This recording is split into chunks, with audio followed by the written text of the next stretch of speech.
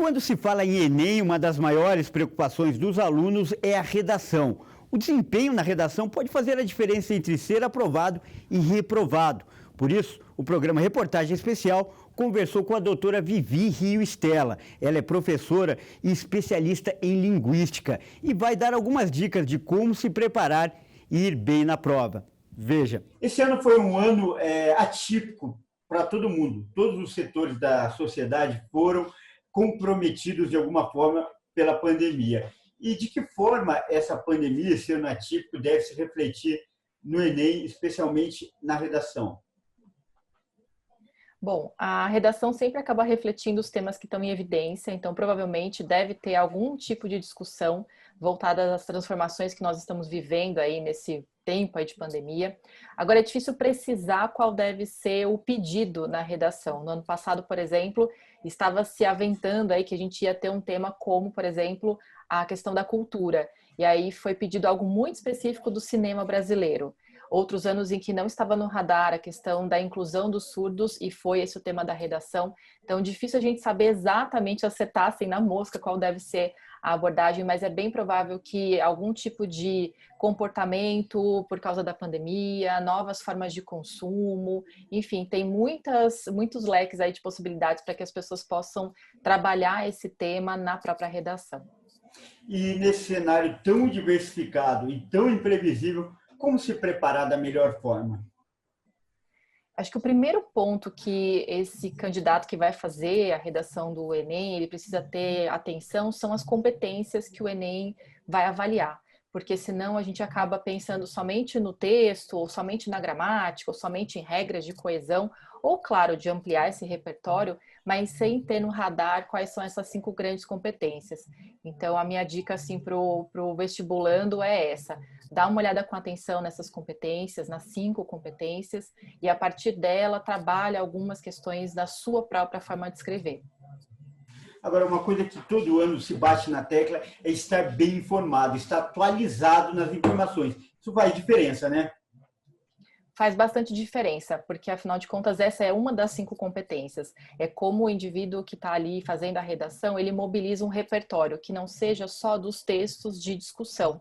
Porque, claro que na redação tem lá um conjunto de textos que foram selecionados pela banca que elaborou aquela prova, mas se o candidato ficar só naqueles textos e muitas vezes só pegando frases, reproduzindo trechos, isso não revela consistência nem repertório.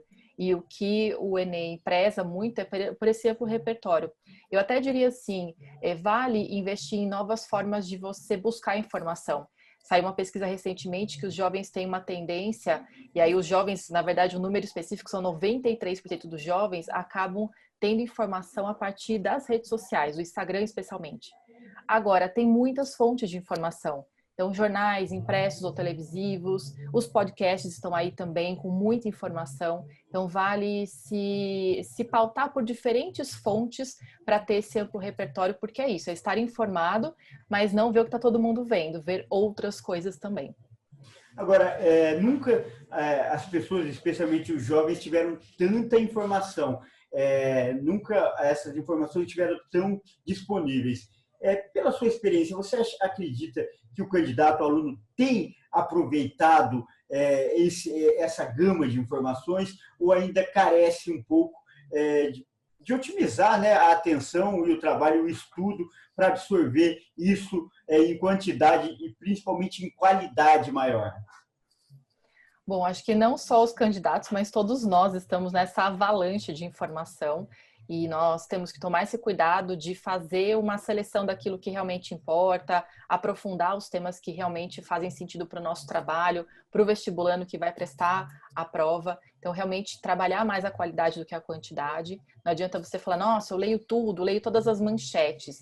Mas não é só a manchete que vai te trazer senso crítico, vai te trazer repertório, vale você ir a fundo na informação, ler o texto por completo, buscar outras opiniões, ter esse repertório mais crítico, tem a ver com esses vários tipos de fontes, para poder constituir o seu argumento. E esse é um ponto, essa é uma competência, inclusive, da redação. Como é que você constitui o seu argumento a partir de diferentes fontes, como é que você propõe formas de solucionar o problema, porque essa é uma falha muito comum na redação.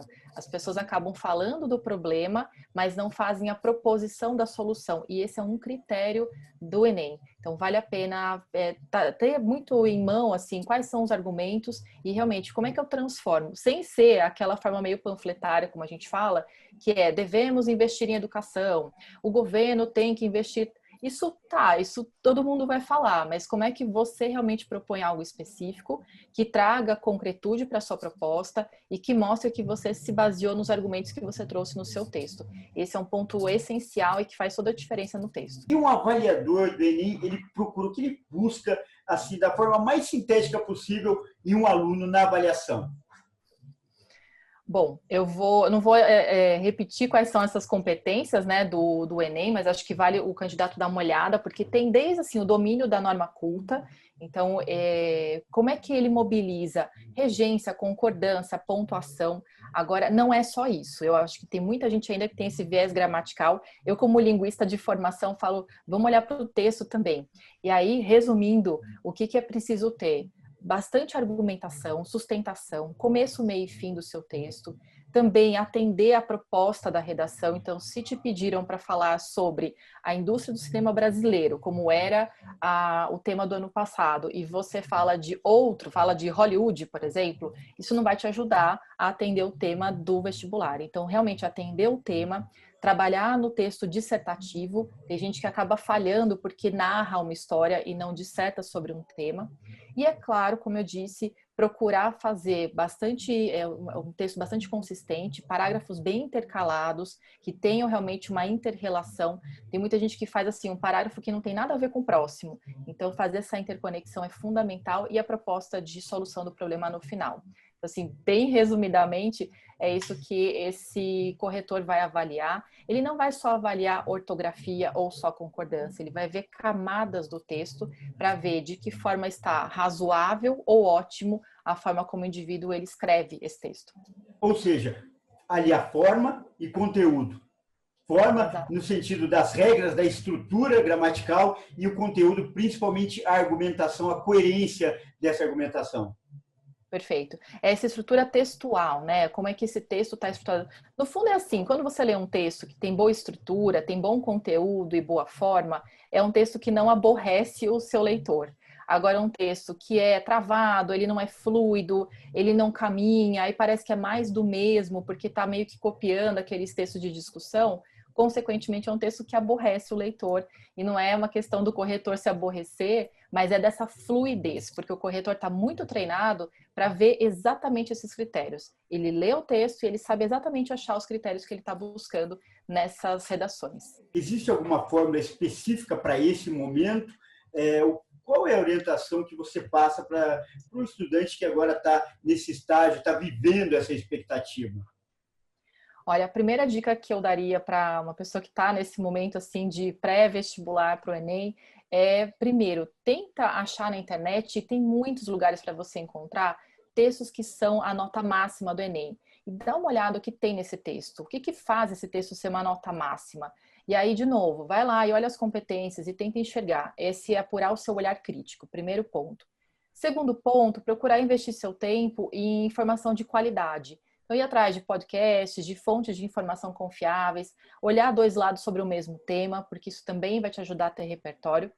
E é claro que treinar. Ouviu um podcast? Treina, faz um texto rápido, um texto curto. O que você entendeu sobre aquele texto? Ouviu algum tipo de informação ou quer falar de alguma opinião, né, sobre alguma informação que está aí em evidência? Também escreve, grava um áudio no seu celular, enfim, faz um post na sua rede social. Mas a intenção é também praticar. E é claro que se você puder praticar fazendo o texto por completo da redação, também é outra prática que vai te ajudar a ficar mais calibrado na hora da prova, porque tem tanta tensão emocional na hora da prova, que aí você está mais treinado, te ajuda também. Você fez uma citação muito interessante sobre os textos que foram referência, que tiraram nota máxima. Para finalizar, acho que até tem algum que você lembra que seja ilustrativo, que você possa citar alguns detalhes, algumas qualidades que vão ajudar os estudantes? Olha, são tantos textos, são tantos temas, mas o que mais me chama a atenção quando eu leio esses textos é justamente a forma como o indivíduo coloca a proposição no final do texto. porque esse é um elemento que é muito reforçado para quem é o corretor dessas provas. E quando a gente vê assim que a pessoa não colocou aquelas frases clássicas de devemos investir nisso, devemos fazer tal coisa, o governo não sei o quê, mas realmente você vê que a pessoa teve um cuidado em escrever uma solução, isso realmente faz diferença. E eu vou dar uma outra dica para as pessoas. Se você perceber textos que são de nota máxima, não começam com hoje, atualmente, nos dias de hoje. E esse é um clássico. Para quem já foi revisor de texto como eu, a gente vê muito texto assim. Hoje, o assunto não sei o quê. Atualmente, não sei o quê. Eu falo, tenta começar de uma forma diferente. Enumere ideias, já traga um dado interessante, porque isso também já aumenta a qualidade do seu texto. Eu diria assim, são 2 pontos, mas que vale ficar atento aí nesses exemplos de bons textos que tem por aí na internet para você treinar o seu olhar realmente. Olha, eu acho relevante dizer que no próprio canal do YouTube, as pessoas estão muito no canal do YouTube para poder aprender, e tem vários canais que tem professores que fazem boas orientações também para produzir textos para a redação do Enem ou para outros tipos de vestibulares. Então, existem professores muito qualificados que estão no YouTube para você também aproveitar a internet para poder aprender. Muito legal essa entrevista, né? E continue ligado, porque aqui você sempre tem um tema muito importante comentado por um especialista renomado. Até a próxima.